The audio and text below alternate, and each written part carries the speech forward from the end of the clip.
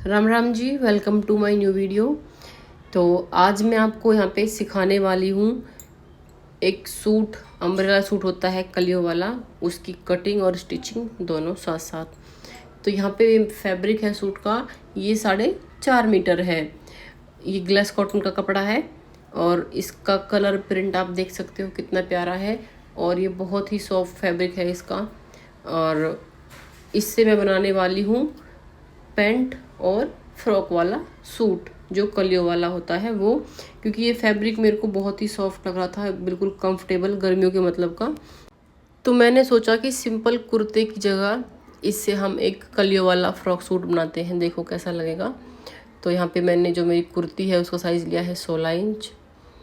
और उसके बाद में यहाँ पे मैंने 6.5 इंच तीरा लिया है और 7.5 इंच नीचे की, मतलब जो आर्म होल होता है उसकी लेंथ ली है। और इनको मैंने अच्छे से फिर मार्क कर लिया है। फिर उसके बाद में 9.5 इंच मैंने यहाँ पे चेस्ट के लिए लिया है। ये इसमें लूजिंग भी इंक्लूड है। और फिर उसके बाद 2 इंच एक्स्ट्रा लिया। फिर कमर के लिए 8.5 इंच लिया है। यहाँ पे इसमें लूजिंग भी इंक्लूड है और 1 इंच एक्स्ट्रा लिया है प्लीट्स डालने के लिए, और 2 इंच फिनिशिंग के लिए लिया है। तो इस तरह मैंने इसको यहाँ पे मार्क कर लिया है। ये टोटल 11 इंच है यहाँ पे। और उसके बाद 3.25 इंच पे हम यहाँ पे प्लीट्स लगाएंगे, और जिनको हम ऊपर की साइड 5 इंच इसमें यहाँ पे मार्क कर लेंगे। और फिर हम एक बार ऊपर से नाप लेंगे, हम वहाँ भी हमें इसको 3.25 ही रखना है।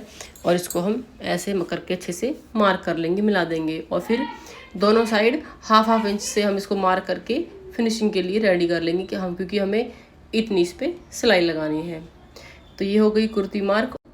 उसके बाद मैंने करी आर्म होल की गोलाई, जो लगभग 1 इंच यहाँ पे होती, मतलब 1 इंच हम लेते हैं यहाँ पे नाप के, और उसके अकॉर्डिंग हम यहाँ पे गोलाई करते हैं। और फिर मैंने इसको अच्छे से कट कर लिया है मार्क के अकॉर्डिंग, लूजिंग का कपड़ा छोड़ते हुए। फिर हमारा कुर्ती वाला पार्ट तो हो गया कंप्लीट, जो ऊपर जो ब्लाउज वाला होता है वो वाला।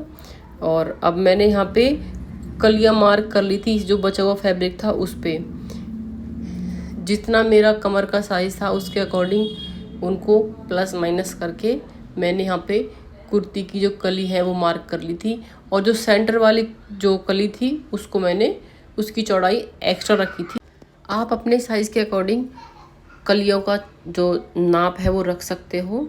आप उनकी जो जितना भी आपको फैब्रिक लगाना है उसमें, जितनी उसकी जो मतलब घेर बनाना है, उसके अकॉर्डिंग जो कली है इनकी चौड़ाई हम लेते हैं। तो मैंने यहाँ पे जो कलियाँ निकाली हैं वो 8.5 इंच के नाप से निकाली हैं, क्योंकि 8.5 इंच जो मैंने यहाँ पे फिटिंग का निशान लगाया था उससे अगर हम प्लस करेंगे तो 34 इंच इसकी गोलाई आएगी। और हमें जो कलियाँ काटनी है उसमें हमें ध्यान रखना है कि जो इसमें सिलाई लगेंगी इस कलियों में, वो वाला फैब्रिक भी हमें एक्स्ट्रा लेना होता है। तो इस तरह से ऊपर वाली कुर्ती भी कटिंग हो गई और कलियाँ भी कट हो गई। अब उसके बाद नंबर आएगा इसको स्टिच करने का। तो उससे पहले हम करेंगे स्लीव्स कट। तो स्लीव्स थोड़ी छोटी बन रही थी, मेरे को लंबी चाहिए थी, तो उसके लिए मैंने यहाँ पे थोड़ा सा इसमें फैब्रिक आगे लगा दिया था। अब आता है नंबर गले का। तो यहाँ पे मैंने बना हुआ गला है, वो बना हुआ नहीं है, मैंने खुद ही कट किया है, इसको निशान लग रहे हैं।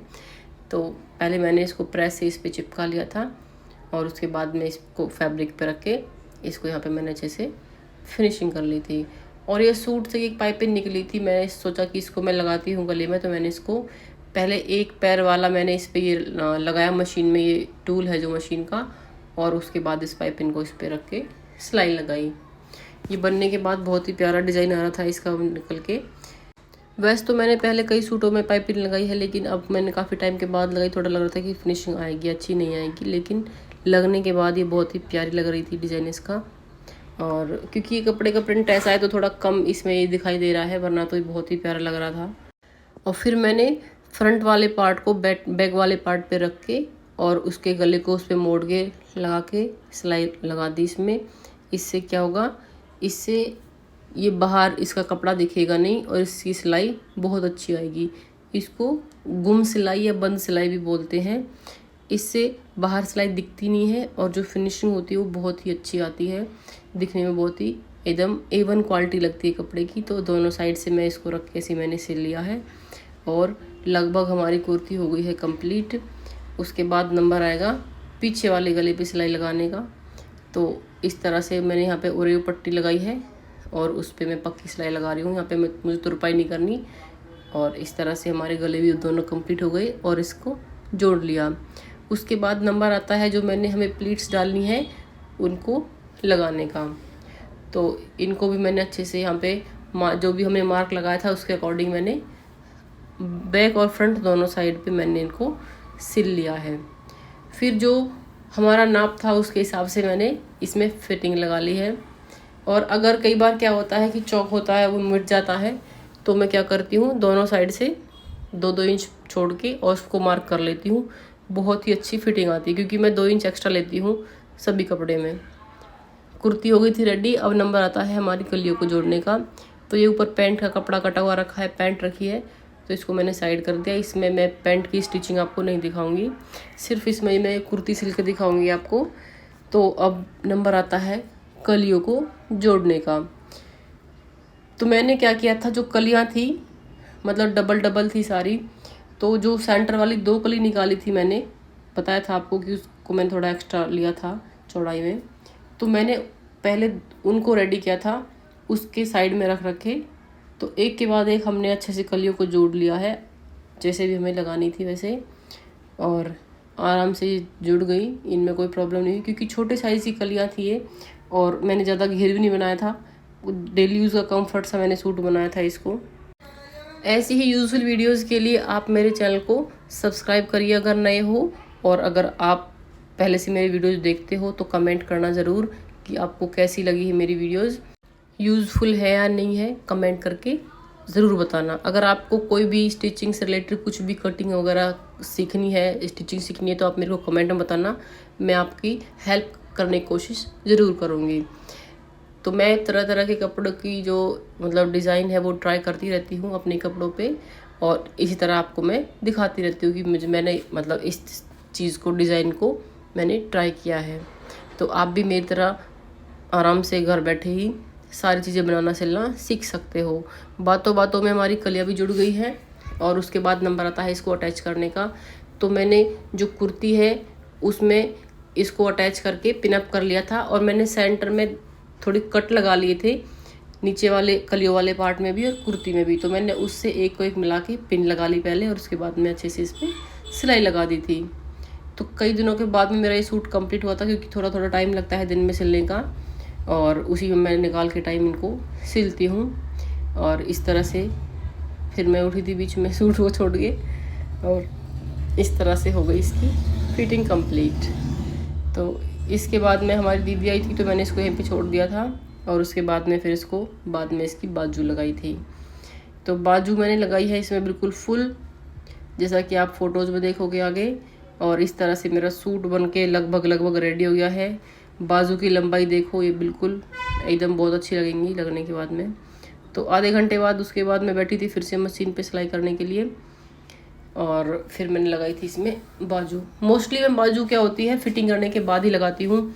जो कई बार लोग लगाते हैं ना कि जैसे पहले लगा देते हैं फिटिंग करने से पहले, तो उनमें मेरे से फिनिशिंग अच्छे से नहीं बैठती। मैंने शुरुआत से ही, जब से मैंने सिलाई करनी शुरू की है, मैं हमेशा से ही फिटिंग करने के बाद तभी इन बाजू को आर्म होल में अटैच करती हूँ। तो इस तरह बातों बातों में हमारी बाजू भी लग गई है। एक तो लग गई, ऐसी दूसरी भी लग जाएगी, डोंट वरी। अगर आपके पास भी थोड़ा भी होमवर्क से फ्री टाइम मिलता है तो आप भी उसको यूज़ करिए, कुछ नया नया सीखिए बनाने के लिए। और चाहे अपने मतलब अकेले रहो, कुछ सीखो, कुछ इन्वेंट करो, देख के सीखो, लेकिन अपना जो समय है वो व्यर्थ मत करो किसी के भी पीछे, किसी की मतलब बोलते हैं ना, किसी की भी चापलूसी करके है। तो इस तरह अपने टाइम को यूज़ करो। और इसी तरह हमारे बात बनाते बनाते ही हम नीचे से इसको मतलब जो इसका लास्ट वाला क्या बोलते हैं, जो लास्ट वर्क है सूट का, वो कर रहे हैं, और साथ साथ बातें भी कर रहे हैं। वो ऑलमोस्ट हो गया, कंप्लीट हो गया। मेरा पूरा लुक देखने के बाद में ज़रूर बताना कि सूट सिलने के बाद में कैसा लगा, कमेंट करना। और वीडियो देखने के लिए थैंक यू।